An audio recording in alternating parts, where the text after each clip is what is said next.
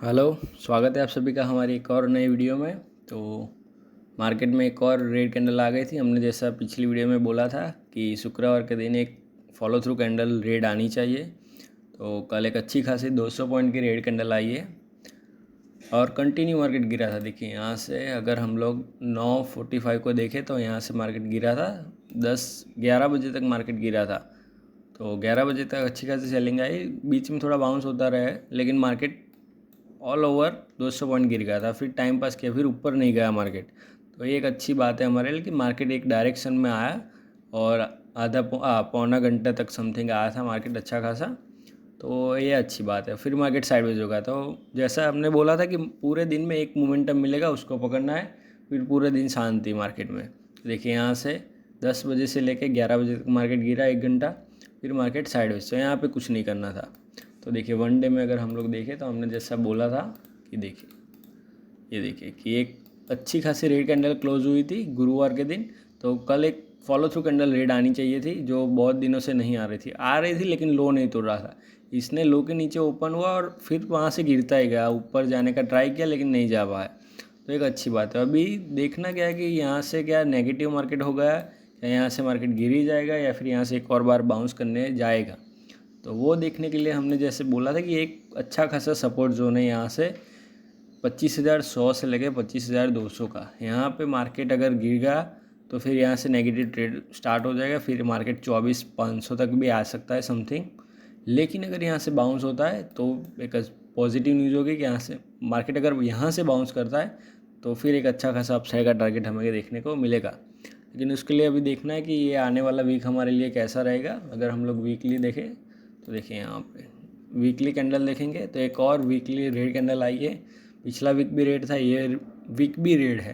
तो लेकिन ये देखिए यहाँ पे ये जो है वो एक रिजेक्शन जोन है। यहाँ पे अभी देखना है कि ये आने वाला वीक क्या करता है। अगर इसके नीचे फॉलो थ्रू कैंडल के साथ निकल गया तो फिर गया मार्केट डाउन ही हो जाएगा।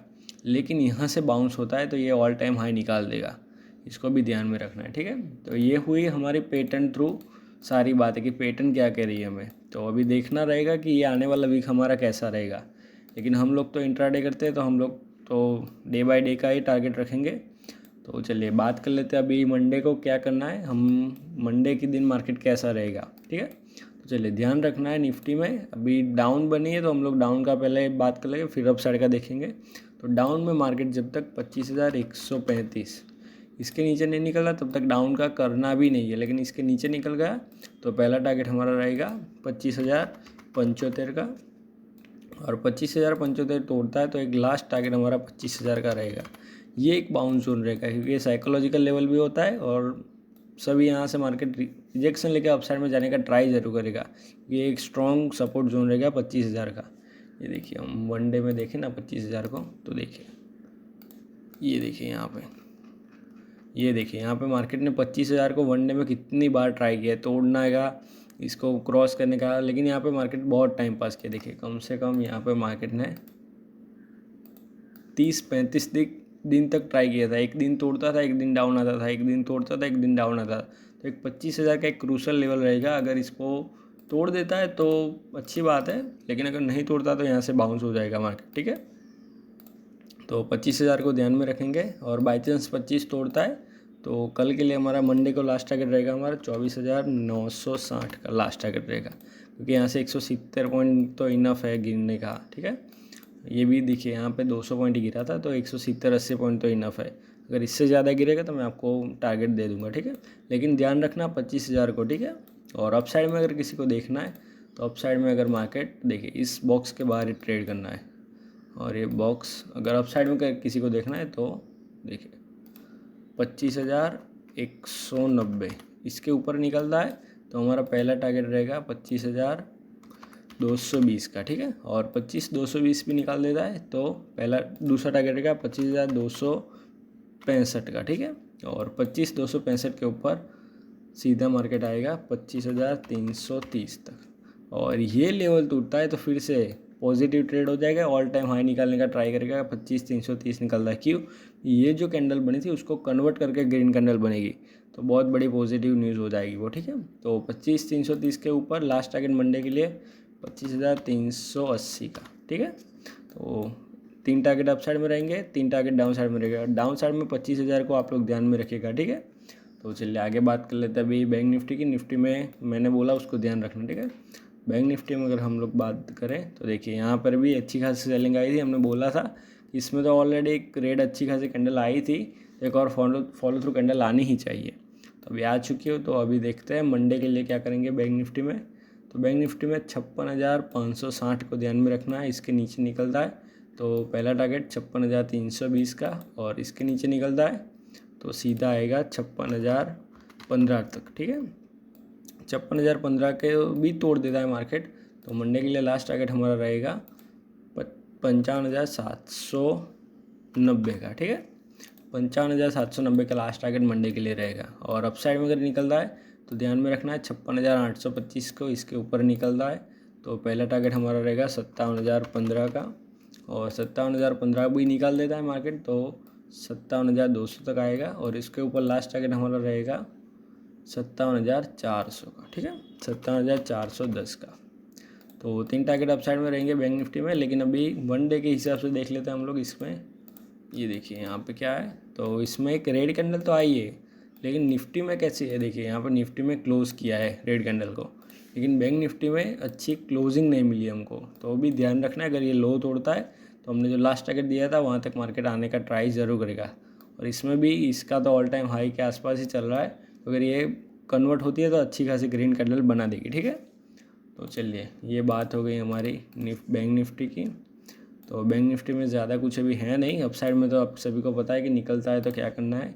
अपसाइड में लास्ट है यही, इसके ऊपर ऑल टाइम हाई है तो ध्यान रखना है। डाउन आता है तो हमने बोला 56,560 के नीचे ही देखना है, तब तक नहीं देखना है, ठीक है। तो चलिए आगे बात कर लेते हैं हम लोग मिड कैप की हमारे। तो देखिए मिड कैप तो बहुत अच्छा चल रहा है अभी।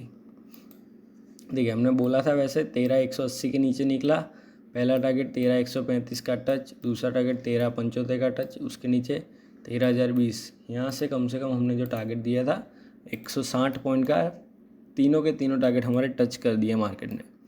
तो अभी आने वाले टाइम में मिड कैप को अगर किसी को देखना है तो जब तक मार्केट 13,020 के नीचे है तब तक इसको डाउन का ही देखेंगे।